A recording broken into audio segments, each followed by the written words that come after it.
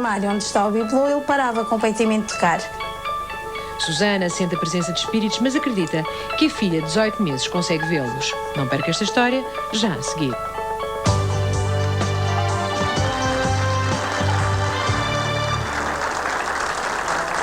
Mais uma vez, muito boa tarde. Ora, então, hoje estamos a falar de espíritos e presenças sobrenaturais, enfim, chamemos-lhe o que acharem melhor. Forças mecânicas, não sei, não são mecânicas, dirá ali o Zé Lucas, mas já lá irei. Agora, uma coisa bem presente e real é o 760 300 700. Pois é um número de telefone muito nosso amigo, que não nos engana todos os dias, ou é ou não é, ou chegam cá ou não chegam, e não conseguem levar os 16 mil euros que eu tenho para dar, ou não. Mas se não levar os 16 mil, quem chega aqui leva qualquer coisa.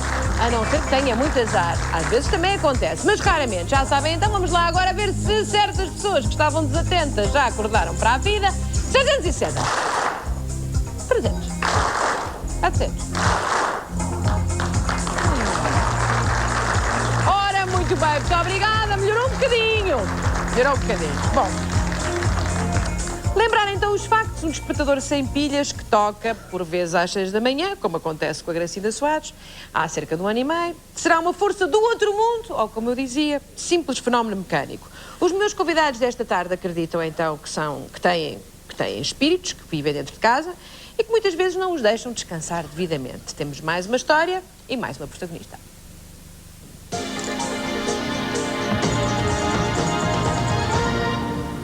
Susana Moraes teria apenas 5 anos quando começou a sentir algo estranho em casa. À meia da noite eu levantava-me para ir à casa de banho fazer xixi e quando eu ia a sair do quarto para ir à casa de banho, na porta eu apanhava um género de uns choques. Enquanto percorreu o corredor, Susana sentia também arrepios que lhe causavam uma sensação invulgar. Não sei bem o que era, mas na altura meti na cabeça que eu sentia que estava ali uma presença de uma pessoa e depois, com o tempo, fui tendo a ideia de que a pessoa que lá estava era o meu avô, que já tinha falecido há uns tempos atrás. Entretanto, eu fiquei com muito medo e deixei de ir à casa de banho, porque uma das vezes eu gritei muito para chamar para a minha mãe, porque estava com medo, e gritei, mas ela não ouviu nada. Aos 7 anos, Susana inicia a catequese e aprende a rezar. As orações começam a funcionar como um amuleto e os fenómenos estranhos acabam por desaparecer. Porém, aos 14, volta a sentir os mesmos choques e arrepios. A jovem acaba por contar a experiência a uma colega de escola e é ela que a aconselha a frequentar sessões espíritas. Nessas reuniões, Susana veio a conhecer outras testemunhas de fenómenos paranormais. Uns eram mais sensíveis, outros não, uns conseguiam ver coisas, e todo, não sei se pode chamar dom, mas tudo isso que nos era dado era com o intuito de ajudar os outros. Susana passou a frequentar as sessões todos os fins de semana e garante que começou a sentir-se muito melhor. Quanto aos fenómenos, esses acabaram mesmo por desaparecer. Mas infelizmente não desapareceram para sempre. Susana tem os 27 anos, é mãe de 2 crianças e está ciente que continua a ser testemunha de fenómenos paranormais.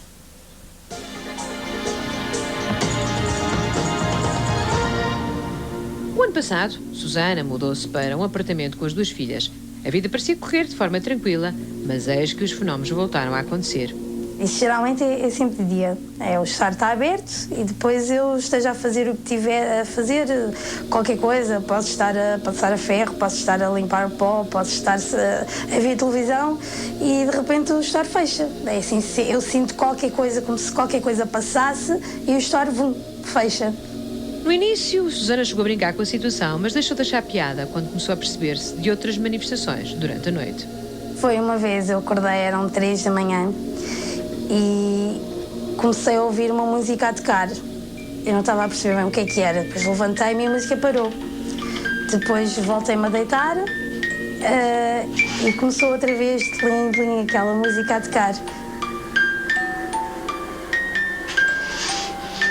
E aí eu levantei-me novamente, acendi a luz e quando eu chegava ao pé do armário onde está o bibelô, ele parava completamente de tocar. Susana tenta proteger as filhas destas situações, porém acha que a mais nova, 18 meses, também sente presenças estranhas em casa.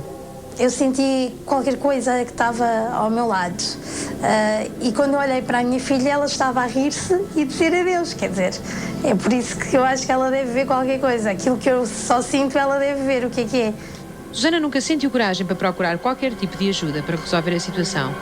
Mas a verdade é que continua a sentir medo em casa, principalmente às escuras. Geralmente, quando acontece alguma coisa de tocar a música ou de se acender a televisão, isso são tipo 2, 3 da manhã, 4 da manhã e por aí. Então eu tenho sempre medo. Mas o meu hábito agora é eu deito-me e fico a televisão ligada e fico a dormir com a televisão ligada. Aquilo da música a tocar, Susana, parece um filme de terror. A meio da noite. E depois ela apaga. E quando chega ao pé do objeto, ele para? Para. Sem mexer. Começa a chegar ao pé do móvel, ele para logo. E depois eu saio, volto-me a deitar e ele começa a tocar outra vez. E fica, aquilo é uma coisa que tem corda, aquela coisinha que roda é de corda. Pois, é aqueles brinquedos de criança, não é? E a gente tem que rodar. E depois aquilo tem uma altura que a corda para. Mas não, ele toca horas a fio, lindo, fica ali.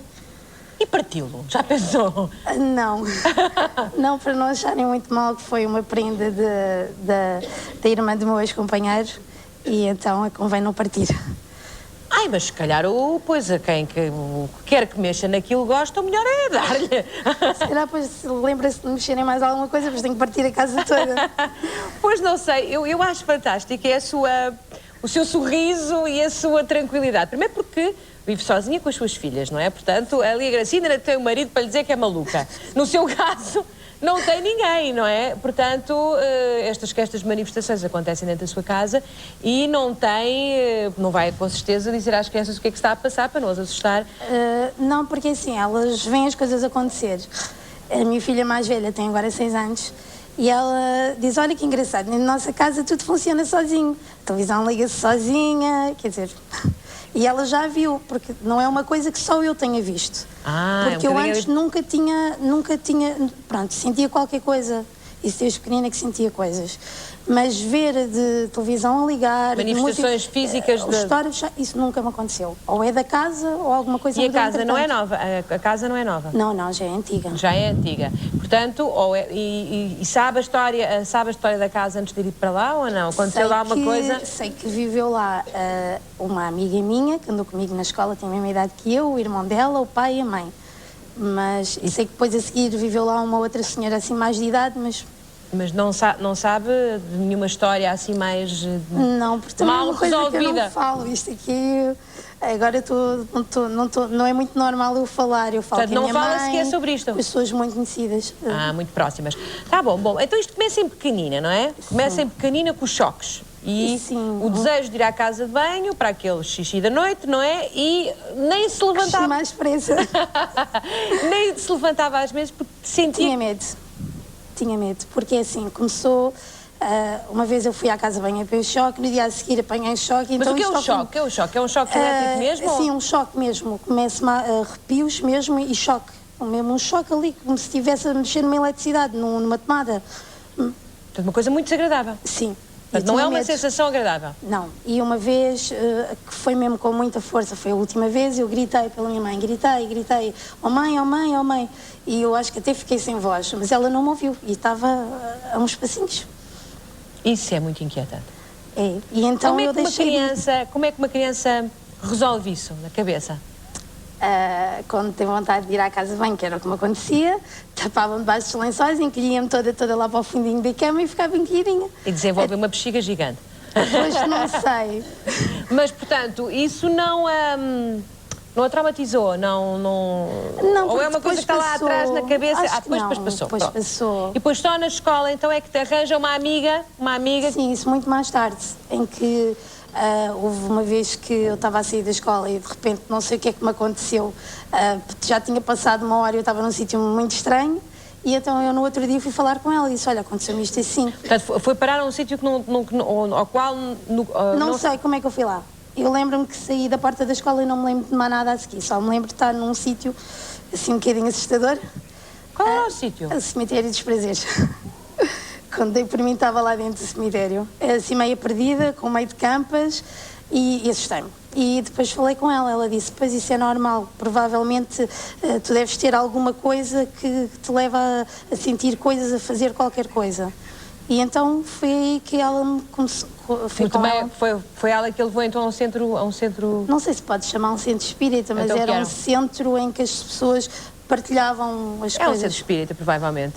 Existem muitos e normalmente é esse o procedimento, não é, José Lucas? As pessoas vão até lá e partilham histórias e normalmente sentem-se mais aliviadas, não é? Não, o ideal, portanto, o caso desta senhora aproxima-se muito do caso anterior.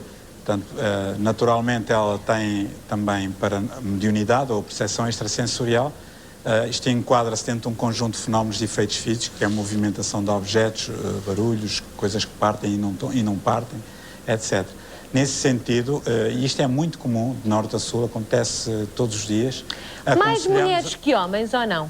Não, independentemente do sexo ou da cultura, ou do grau de instrução da pessoa, do tipo de religião que a pessoa tenha, etc. O que nós aconselhamos é que as pessoas, nestes casos, não recorram a charlatães, a pessoas que trabalham sozinhas, que cobram ou que aceitam dinheiro. Vão a uma associação espírita porque precisam de aprender a lidar com isso, ser esclarecidas. E é gratuito, não é? E é absolutamente gratuito. E só pode ser, não é? Porque nenhum de nós tem direito de cobrar ou aceitar dinheiro por algo que nós não dominamos, que é o intercâmbio com o mundo espiritual. Se me permite atalho de foice, penso que é muito importante. O relato anterior falava em que a senhora dizia que tinha queimado umas velas, depois tinha acalmado. Isso não resolve absolutamente nada. E a prova disso foi que ela continua a ter esse tipo de percepções. Nem as velas, nem ir a Fátima, nem rezar missas, nem nada. O que é que acontece? Muitas vezes, familiares nossos fazem uma determinada promessa porque acham que se fizerem uma promessa que vão agradar a Deus. Pronto, isso tem a ver com uma deficiente educação religiosa que todos nós temos. E as pessoas, ao acreditarem nisso, entretanto tiveram um acidente ou o corpo morreu, e do lado lá da vida não se sentem em paz consigo próprio, porque tem aquela coisa, enquanto eu não fizer a promessa, eu não vou para o céu, vou ficar no inferno. José Lucas, não me diga que nós morremos, passamos para outra vida e não andamos preocupados com as dívidas de cá. Não, porque ninguém, repare, ninguém morre. O grande problema é que ninguém morre. O largar o corpo de carne é como largar uma peça de roupa. À noite, quando nós mudamos a nossa roupa para o pijama, continuamos a ser quem somos. E nós, quando largamos o corpo de carne, continuamos a ser quem somos, com um outro corpo energético, no outro estado da matéria. Deixa-me só perguntar uma coisa, que é para saber se tenho dívidas de vidas passadas, que isto já está um bocado... Diga-me lá... Vai ter de auscultar a sua consciência. Diga-me lá, mas nós, na vossa construção, naquilo em que acreditam, quando se morre, vocês dizem desencarnam, não é? As pessoas desencarnam. E depois volta a encarnar numa vida futura ou não? Sim, a reencarnação, repara, os factos espíritas não são uma questão de crença, são uma questão de evidências científicas hoje em dia. A reencarnação hoje já não é uma crença, é uma realidade. Isto para utilizar as palavras do Dr. Ian Stevenson, um notável psiquiatra americano que esteve na casa do médico no Porto a apresentar as suas conclusões. E ele não é espírita, é um cientista que pesquisou isso durante mais de 40 anos. Repare, atualmente, agora no dia 18 de outubro, vamos ter na Faculdade de Medicina Dentária em Lisboa umas jornadas de medicina e espiritualidade com médicos espíritas nacionais e estrangeiros que estão a debater estes temas. Portanto, hoje em dia já não são algo em que se acredite. Ainda há pouco tempo ouvíamos o professor Dr. Mário Simões, que é um notável psiquiatra aqui de Lisboa, que não é espírita, onde ele dizia que estes factos acontecem. E que mas o que eu queria saber agora é preciso que a ciência descubra instrumentos para compreender. O que eu queria saber é se, por acaso, já andámos todos cá noutras vidas, acumulámos dívidas e preocupações e depois voltamos para importunar quem está vivo? Não é isso. Repare, o que eu estava a contar há bocado. Por exemplo, se nós tivermos alguém, imagine que a Júlia foi educada dentro de uma orientação do céu, inferno e purgatório. E, entretanto, morre de repente, de acidente. Não faça isso, que não tenho tanto para fazer.